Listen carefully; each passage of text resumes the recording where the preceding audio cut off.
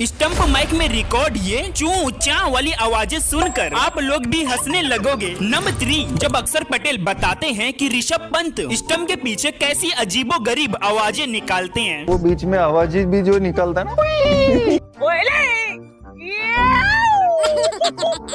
Number 2, stump mic की बात हुई और रोहित शर्मा पीछे रह जाएं, ऐसा क्यों नहीं हो सकता। ये जैसू गली क्रिकेट खेल रहा है क्या? पीछे बैठ के रहे, जब तक बॉल खेलेगा नहीं